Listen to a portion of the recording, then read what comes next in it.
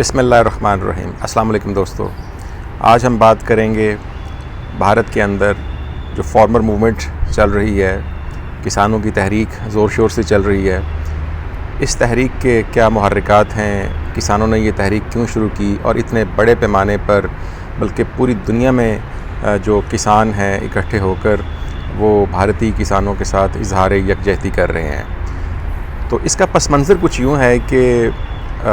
جیسا کہ آپ جانتے ہیں کہ بھارت کے اندر بھارتیہ جنتا پارٹی حکمران جماعت ہے، اور جب سے یہ حکومت میں آئے ہیں وہاں پر جو اقلیتوں کے ساتھ سلوک روا رکھا جا رہا ہے وہ خاصا تشویشناک ہے، اور بہت ساری ہیومن رائٹس کی جو تنظیمیں ہیں وہ اس بات کی نشاندہی کر چکی ہیں۔ تو جیسا کہ ہم سب جانتے ہیں کہ کرونا کی وبا کووڈ-19 پوری دنیا میں پھیلا، اور بھارت کے اندر بھی اس کے ظاہر ہے کہ بہت شدید اثرات ہوئے۔ جون 2020 میں جب کرونا کی وبا بھارت میں پورے عروج پر تھی تو بھارتی حکمرانوں نے 3 آرڈیننسز جاری کیے۔ یہ آرڈیننسز جو تھے یہ کسانوں سے متعلق تھے، اور جو بھارت کے اندر زراعت کی صورتحال ہے اس سے متعلق تھے۔ یہاں پر یہ بھی بتاتا چلوں کہ بھارت جو ہے اس کی جو اکانومی ہے 2.9 ٹریلین، اس کا تقریباً 15% جو ہے وہ ایگریکلچر پر مشتمل ہے، اور بھارت کی جو آبادی ہے اس کا کم و بیش 50% ڈائریکٹلی یا انڈائریکٹلی وہ زراعت سے منسلک ہے۔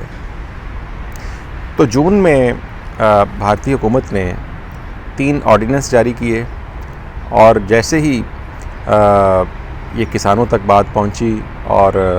تشویش کی لہر دوڑ گئی، اور انہوں نے اپنے آپ کو منظم کرنا شروع کر دیا اور ان آرڈیننسز کے خلاف آواز اٹھانا شروع کر دی۔ بھارتی حکومت پھر یہ آرڈیننس جو تھے یہ لوک سبھا میں لے آئی، اور 14 سپتمبر 2020 کو انہوں نے 3 بل ٹیبل کیے، اور 3 دن وہاں پر بحث ہوئی، اور پھر یہ راجیہ سبھا میں چلے گئے اور ایک طرح سے یہ قانون کی شکل اختیار کر گئے۔ یہاں یہ بتاتا چلوں کہ جو بھارت کا کانسٹیٹیوشن ہے اس کے اندر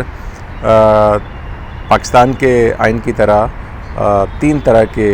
لسٹیں ہیں۔ ایک وہ امور ہیں جو کہ فیڈرل گورنمنٹ ڈیل کرتی ہے،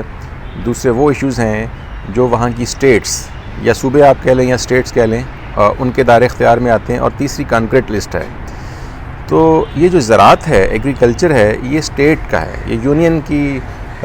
لسٹ میں شامل نہیں ہے یا فیڈرل لسٹ میں شامل نہیں ہے، بلکہ یہ ان کے صوبائی معاملات یا اسٹیٹ کی لسٹ میں شامل ہے، اور اس پر وہ لیجسلیشن نہیں کر سکتے۔ لیکن بھارت نے کنکریٹ لسٹ کے اندر ایک شک سے فائدہ اٹھاتے ہوئے، جو کہ غالباً پوائنٹ نمبر 33 ہے، اس سے انہوں نے ایڈوانٹیج لیتے ہوئے کہ ایسے معاملات جن پر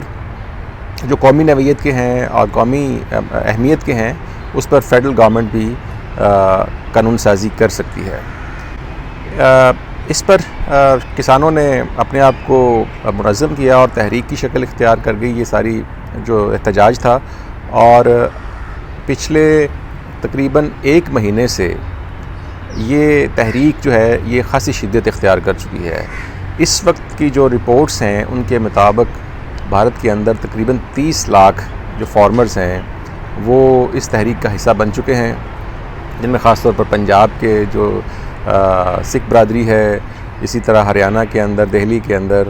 یہ تحریک زور پکڑتی جا رہی ہے، اور پھر اسی طرح دنیا بھر میں جہاں جہاں بھارت کے سفارت خانے ہیں وہاں پر موجود جو بھارتی سکھ ہیں یا کسان ہیں وہ ان سفارت خانوں کے سامنے احتجاج کر رہے ہیں، اور بھارتی حکومت کو مجبور کر رہے ہیں کہ وہ ان قوانین کو واپس لیں۔ اب یہ قوانین ہیں کیا؟ یہ جو لیجسلیشن کی گئی ہے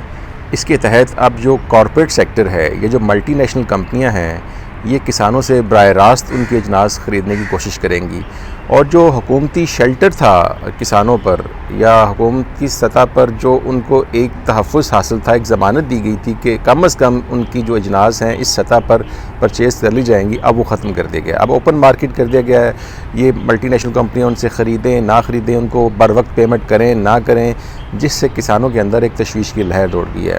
اور جیسا کہ ہم جانتے ہیں کہ بھارتیہ جنتا پارٹی جو ہے ایک طرح سے ان ملٹی نیشنل کمپنیوں کو پروموٹ اس لیے بھی کر رہی ہے کہ وہ ان کو فنڈز پرووائڈ کرتے ہیں، ان کو وسائل دیتے ہیں، جس کے تحت یہ بھارتیہ جنتا پارٹی پھر اپنے سیاسی عزائم کو آگے بڑھاتی ہے، اور اس پر پوری دنیا کے کسانوں کے اندر تشویش ہے، اور بھارت کے کسان بھرپور طریقے سے اس پر احتجاج کر رہے ہیں، اور دنیا کی 25 ممالک کی جو تقریباً 82 تنظیمیں ہیں انہوں نے بھی کسانوں کی اس تحریک کی حمایت کا اعلان کیا ہے۔ اسی طرح بھارت کے بہت سارے فنکاروں نے، کھلاڑیوں نے، جو سوشل ایکٹیوسٹ ہیں، جو ہیومن رائٹ ایکٹیوسٹ ہیں، جو شعبے سے تعلق رکھنے والے لوگ ہیں، وہ بھی اس تحریک کا حصہ بنتے جا رہے ہیں، اور یہ تحریک دن بدن پھیلتی جا رہی ہے۔ اس وقت بھارت کے اندر جو 30 مختلف کسانوں کی چھوٹی بڑی تنظیمیں ہیں، انہوں نے مل کر ایک طرح سے اپنی جوائنٹ ایکشن کمیٹی بنائی ہے، اور یہ کہا ہے کہ وہ حکومت کے ساتھ جو بھی مذاکرات ہوئے یا گفتگو ہوگی وہ یہ مل کر کریں گے۔ بھارت کے اندر جو ان کے وزیر داخلہ ہیں وہ کوشش کر چکے ہیں کہ کسی طرح کسانوں کو روکا جا سکے اس تحریک سے، لیکن یہ تحریک دن بدن شدت اختیار کرتی جا رہی ہے۔ دوسری طرف حکومت جو ہے وہ مزید ہے کہ وہ ان قوانین میں ترامیم تو کرنے کو تیار ہے، لیکن ان کو آل ٹوگیدر وڈرا نہیں کرے گی، اور بھارتی حکومت کو یہ خدشہ ہے کہ اگر انہوں نے کسانوں کے پریشر کے پیش نظر ان قوانین کو وڈرا کر لیا تو پھر جو دوسرے طبقات ہیں اور بھارت کے اندر جو دیگر تحریکیں چل رہی ہیں وہ بھی زور پکڑ لیں گی۔ تو اب دیکھتے ہیں کہ اس سلسلے کا انجام کیا ہوتا ہے۔ کسان بھی اپنے موقف پر ڈٹے ہوئے ہیں، انہوں نے دہلی جانے والے راستے بند کیے ہوئے ہیں، بلکہ دہلی کے وزیر اعلیٰ نے بھی کسانوں کی تحریک کی حمایت کی ہے، حکومت نے ان کو بھی اپنے گھر میں نظر بند کر دیا ہے۔ تو یہ جو تحریک ہے کسانوں کی، یہ دن بدن شدت اختیار کرتی جا رہی ہے، اور ایسا محسوس ہو رہا ہے کہ بھارتی حکومت کو بالآخر کسانوں کی اس تحریک کے سامنے گھٹنے ٹیکنے پڑیں گے۔